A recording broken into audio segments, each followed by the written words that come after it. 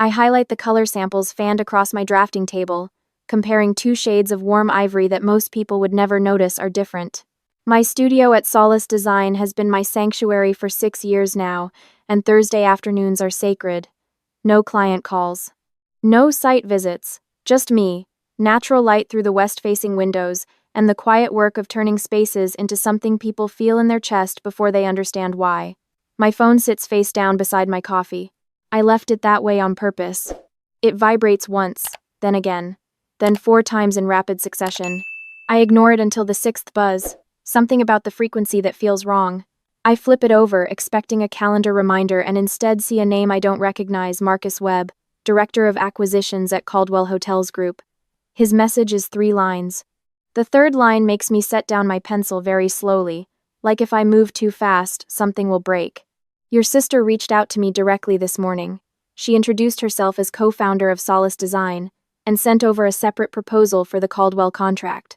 I wanted you to know before our call tomorrow. I read it twice, then a 3rd time. My sister, co-founder. I stand up from my drafting stool and walk to the window overlooking Commerce Street. Pedestrians move below, unhurried, carrying coffee cups, walking dogs, living ordinary Thursday afternoons. I press 2 fingers against the glass and breathe. She didn't. Except she did. Because when I call Marcus back, and I call him back within 4 minutes of reading that message, he confirms it in careful, professional language that tells me he's already uncomfortable. My sister sent him an email at 9:14 that morning. She used my studio's visual language, fonts she'd screenshotted from my website, and a subject line that read, "Solace Design revised proposal from the founding team." Founding team. I thank Marcus for telling me, keep my voice level, and promise I'll have everything clarified before our call at 2 o'clock the next day. When I hang up, I sit on the edge of my drafting table and try to think back through every conversation that might have led here. Every dinner where I talked about the Caldwell contract. Every time I mentioned the $870,000 figure and watched her go quiet in that particular way that I now understand wasn't pride. My sister helped me once. That part is true. 7 years ago, when I was still freelancing out of a spare bedroom and terrified I'd made a catastrophic mistake leaving the firm, she introduced me to a woman she knew through her book club. That woman had just bought a townhouse and needed someone for a full redesign. It was an $8,000 project. It paid 2 months of my rent and gave me my first real portfolio piece. I sent my sister flowers. I told her thank you approximately 40 times. I meant it every single time. What I did not do was make her a co-founder of anything. I call my attorney. Diane picks up on the second ring because Diane is exactly the kind of person who picks up on the second ring, and I've never been more grateful for that quality than I am right now. Diane, someone is claiming co-ownership of Solace Design to one of my biggest clients, my sister. She sent a competing proposal to Caldwell Hotels this morning using my company's branding. I need you to tell me where I stand. Her voice doesn't change. She's been my attorney for 4 years, and I've watched her handle genuinely alarming situations without so much as a pause in her cadence. Walk me through the founding documents, she says. I pull up everything while we talk. Solace Design, LLC, filed under my name alone 6 years ago. Every operating agreement, every annual filing, every registered trademark. Megan Claire Ashford, sole member. My sister is not on a single page of documentation because she was never part of a single page of this business. The $8,000 townhouse project wasn't a founding contribution. It was a referral. The kind that friends and family make for each other every day, without demanding equity in return. You're protected, Diane tells me, but we need to act fast. Get me the email your sister sent Caldwell, and Megan, don't contact her yet. That last instruction is the hardest one to follow. I spend the next 3 hours on my computer pulling together every founding document, every bank statement from Solace Design's opening, every contract I've ever signed under this company's name. 6 years of work organized into folders with the kind of precision that feels like archaeology excavating proof of something I never thought I'd have to prove. That this is mine. That I built it alone, at 26, with no safety net and no co-founder, surviving on granola bars and anxiety, and the absolute refusal to give up. My phone buzzes again, my mother this time. Have you talked to your sister today? She's very excited about something. I set my phone down and keep working. By 7 that evening, I know the full shape of what happened. My sister didn't act alone. She had help from my mother, who had apparently been having separate conversations with her about Solace Design for months. I piece this together from a text thread my cousin forwards me without explanation, just a screenshot and a question mark. In it, my mother tells my sister, "You gave her that first client. That's how it started. You deserve to be recognized for that." Recognized, as if the word means equity, as if 7 years of working 18-hour days, building client relationships, developing a signature aesthetic that interior design publications have twice written about, all of it somehow collapses back to one referral from a book club connection and a thank you bouquet of tulips. I think about all the family dinners where I talked about Solace. The way my mother would say, "We're so proud of you," in a tone that always had something underneath it, something I couldn't quite name. My sister asking about my client list. Casual questions about contract sizes that I answered honestly because they were family, and I didn't think I had to be guarded with family. I was wrong about that. My attorney calls at 8:15. She's reviewed the email my sister sent Caldwell Hotels. Her assessment is precise and not gentle. Your sister represented herself as a founding partner, used your company's trademarked visual assets without authorization, and solicited a contract that was actively under negotiation by Solace Design. That's not a family misunderstanding. That's tortious interference and potential trademark infringement. What do we do? First, Diane says, we contact Marcus Webb with a formal letter of clarification tonight. Then we send a cease and desist to your sister. And Megan, I'd strongly recommend changing your company email passwords and removing any shared access she might have had to anything. I'd never given my sister formal access to anything, but I realized, left her logged into my computer once when she visited the studio, 2 years ago. She'd used it to print a boarding pass. I'd thought nothing of it. Now I sit very still thinking about what she might have seen. Client lists, proposals, the Caldwell pitch deck I'd been building for weeks. I change every password before I go to sleep. I don't sleep much. The next morning I'm at my desk at 7, reviewing the letter Diane has drafted for Marcus Webb. It's 3 paragraphs of clean, factual language. Solace Design LLC, sole member Megan Ashford, founded on the attached date, all registration documents enclosed. My sister has no ownership interest of any kind, and was not authorized to contact Caldwell Hotels on behalf of the company. The proposal she submitted does not represent Solace Design, and should be disregarded entirely. I read it 4 times. Then I authorized Diane to send it. The cease and desist goes to my sister at 9 a.m. By 9:47 my mother is calling. I let it go to voicemail. The message she leaves is 4 minutes long and I listen to all of it while standing at my kitchen counter with my coffee going cold. She cries twice. She says the word family 11 times. She says my sister only wanted to be recognized for her contribution. She says I've always been selfish with my success. She says she didn't raise me to treat the people who helped me like they were disposable. I play the voicemail a second time and I write down the exact phrases she uses. Not because I want to preserve the hurt, but because Diane asked me to document everything. The 2 o'clock call with Marcus Webb goes better than I had any right to expect. He is professional, warm even, and it's clear the letter from Diane landed the right way. He tells me he appreciates the transparency, and that Caldwell Hotels has no intention of engaging with an unauthorized proposal. He asks a few questions about Solace Design's project history, and I answer them with the kind of specificity that only comes from being the person who actually did the work. By the end of the call, he says, "We're still very interested in moving forward." I exhale for what feels like the first time since Thursday afternoon. But when I call Diane to report, she doesn't let me stay in the exhale for long. Your sister is pushing back on the cease and desist, she tells me. She's retained an attorney, a man named Glenn Purdy who handles small business disputes. I sit down. What's her claim? She's arguing that her referral constituted a material founding contribution and that she has an implied partnership interest. She's also claiming you verbally promised her equity at some point and that you sent her communications acknowledging her role in starting the company. The communications. I know immediately which ones she means. The thank you notes. The texts. Couldn't have done it without you, and you started something really special for me. Words that meant gratitude and that she has apparently been collecting for 7 years like evidence. Get me everything, Diane says. Every document, every bank statement, every client contract from the founding year. I want to show exactly what Solace Design was and when, and I want to show that her contribution, while appreciated, was a referral and nothing more. I spend the weekend building a timeline. Not emotionally, I've moved past the initial shock into something quieter and more focused but methodically. Year 1 of Solace Design, 1 referral client, 14 clients I found independently, 0 financial contribution from my sister, 0 presence in any filing. Year 2. My first commercial project, won through a pitch I gave alone. Year 3. The magazine feature. Year 4. The trademark. Year 5. The studio lease I signed with my own credit history.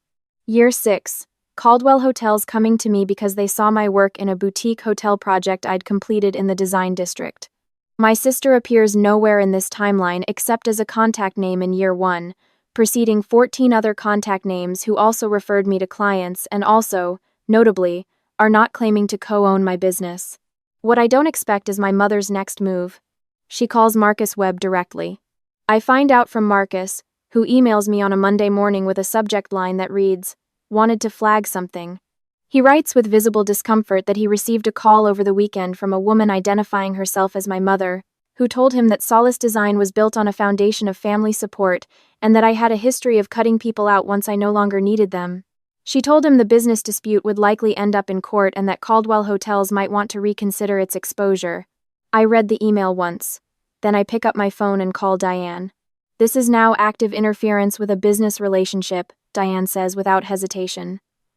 "Your mother contacted your client directly to discourage them from working with you. That's tortious interference and it's actionable. How much damage has it done? I don't know yet. But we're not going to wait to find out. The next week is the hardest of my professional life." My mother's call to Marcus doesn't kill the Caldwell deal, but it plants a seed of uncertainty that I can feel in the slight delay of his email responses, in the rescheduled meeting, in the way his tone has shifted from warm to careful. 3 other clients call with what they describe as questions about the ownership dispute they've heard about, which means my mother or my sister has been making more calls I don't know about yet. My accountant flags that someone tried to access Solace Design's financial records through an old login that I missed in my initial password sweep. I file a second cease and desist. I retain a second attorney to specifically handle the potential defamation claims. I call every client personally before they can hear anything secondhand, and I explain the situation with the same language Diane and I have rehearsed. Solace Design LLC is and has always been solely owned by me.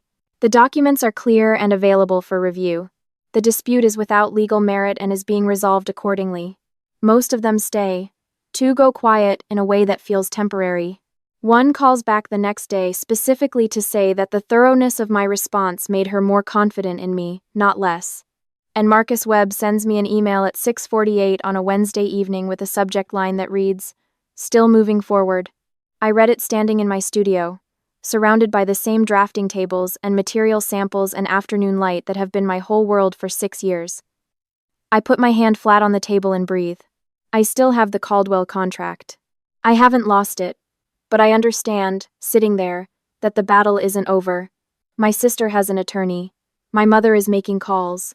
And somewhere, the 2 of them are regrouping, deciding what to do next when the social pressure campaign didn't make me fold. I authorized Diane to be aggressive. Whatever they're building, we're going to meet it with documentation so thorough that there is no version of a courtroom where they walk out with anything. What I don't know yet is that they found something they think is leverage.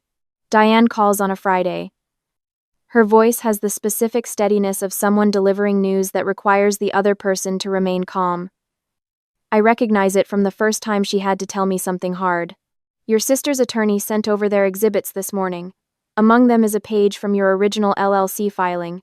The application was submitted through an online service, and your sister's email address is listed as the contact for an early correspondence thread about the filing." My stomach drops. How is that possible? "She was helping you navigate the online form," Diane says. "You've mentioned she was with you when you filed." I remember it now with sudden, terrible clarity. I was at her kitchen table, 7 years ago. I was nervous about getting the paperwork right, and she offered to help me find the right fields. She typed in her own email at some point to receive a confirmation, and then forwarded everything to me. It was a 10-minute administrative task that I never thought about again. "That's their argument," Diane continues, "that her involvement in the founding documentation establishes implied partnership. Can they actually make that case?" "Glenn Purdy is good," Diane says. "He's going to try. We need to be in that courtroom with everything. Every bank account, every payment, every decision you made independently after that LLC was filed. Your name on the lease. Your name on the client contracts. Your name on the trademark.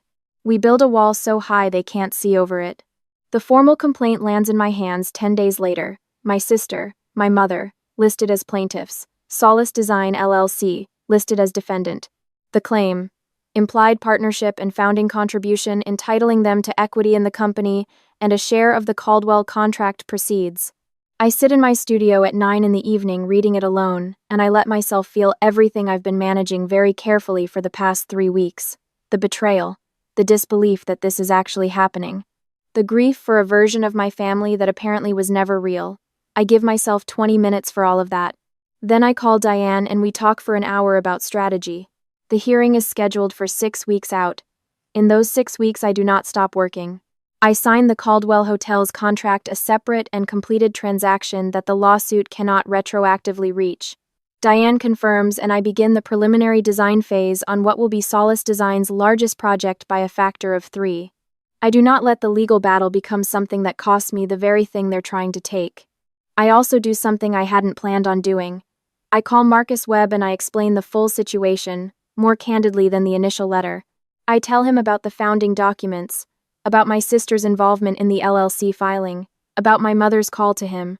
I tell him that the case will be dismissed because the documents are clear, but that I wanted him to hear the complete picture from me directly, rather than through any other channel.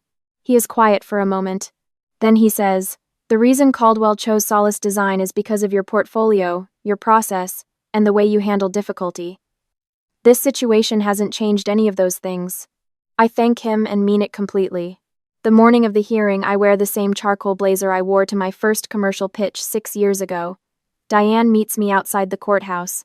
We walk through security and into courtroom 4B, where my sister sits at the plaintiff's table in a dove gray dress I don't recognize, and my mother sits beside her holding a folder of documents against her chest like it contains something precious. Glenn Purdy arranges papers with the practiced movements of someone who has done this many times. My sister doesn't look at me when I walk in. My mother does, briefly, and her expression is the one I've seen my whole life when she believes she's being wronged by someone who should know better. The judge enters. She is younger than I expected.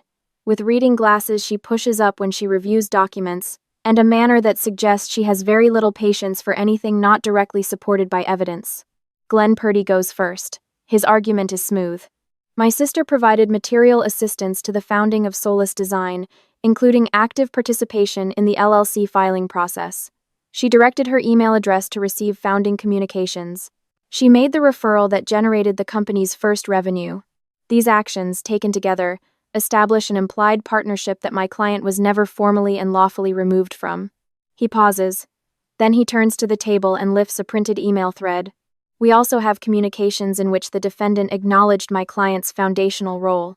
He projects a series of texts and emails, my thank you messages, every warm word I ever sent, stripped of context and arranged to look like admissions. Diane stands. She moves to the projector and places the first document on it without preamble. Solace Design LLC Operating Agreement, she says. Filed on the date indicated, with Megan Ashford listed as sole member, no other members. This document was reviewed, completed, and executed solely by the defendant. The email address belonging to the plaintiff was used as an administrative contact for one correspondence during the filing process, a function equivalent to helping someone navigate a form. It does not establish membership. It does not establish partnership. It establishes that the plaintiff was in the room. She moves to the second document.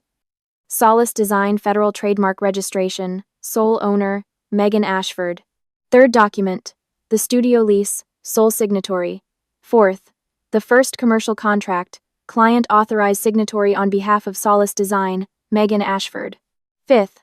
5 years of bank statements showing every dollar of revenue flowing to accounts solely in my name, used to fund operating costs and growth that my sister played no part in. Then Diane places one final document on the projector. This is a personal written record, she says, compiled by a family member who was present during the plaintiff's strategy discussions. It documents a conversation in which the plaintiff Linda Ashford, the defendant's mother, stated that the goal of this action was to pressure Megan into a settlement rather than to establish legal ownership, because Linda believed Megan would fold before trial. The room goes very still. I hear my mother inhale sharply across the aisle. The judge studies the document for a long moment. She takes her reading glasses off and looks at my mother directly. "Mrs. Ashford," she says.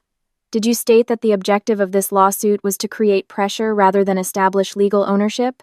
My mother opens her mouth, closes it, looks at Glenn Purdy, who has no good option to offer her in this moment. We had concerns, she finally says, about recognition. The judge looks at my sister. Miss Ashford, she says.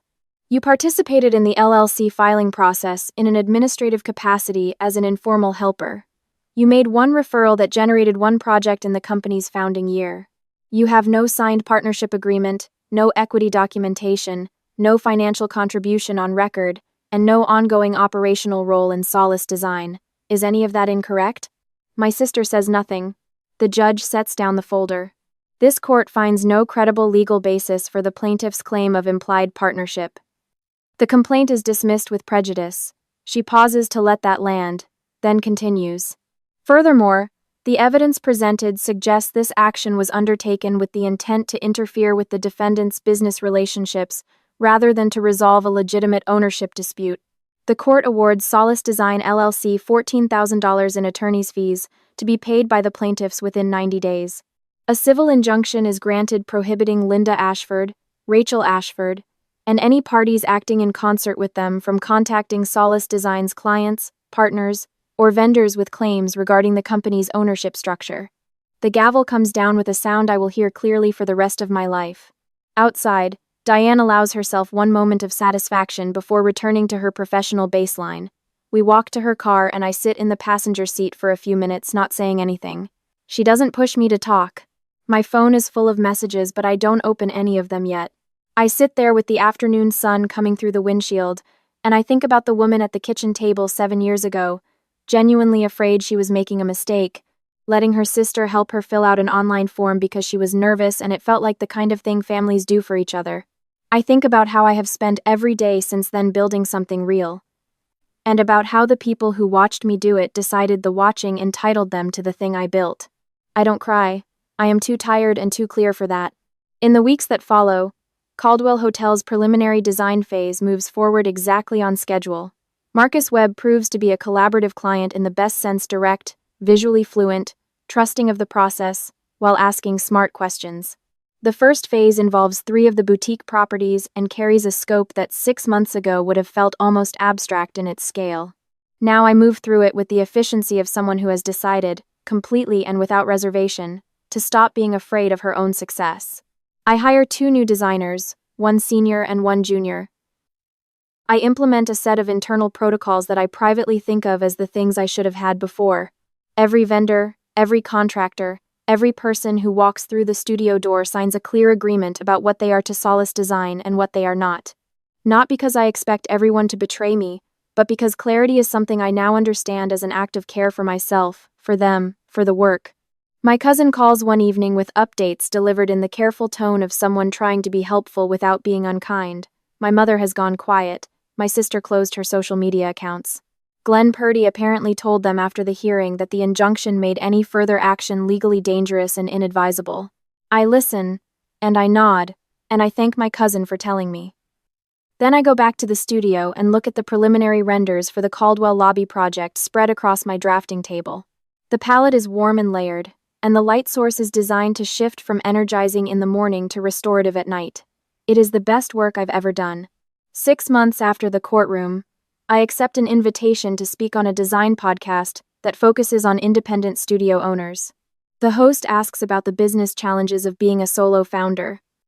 I talk about documentation not emotionally, not as a battle story, but as a professional practice.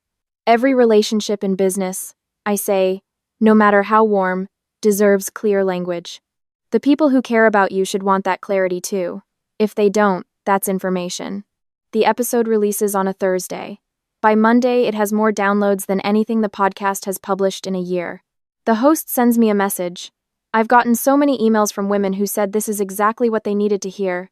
Marcus Webb sends the second contract payment on time, and with a note that says the lobby is already generating comments from the hotel's advance booking clients. 3 new inquiries come in the week after the podcast. I stand at the window of Solace Design one afternoon in the late fall, watching the light change on Commerce Street below. The studio is quiet in the particular way it gets at the end of a productive day, the the specific silence of a place that has been well used. Material samples organized by project, drafting tools in their holders. The slow hum of the building settling around me like something living. On my desk is a letter.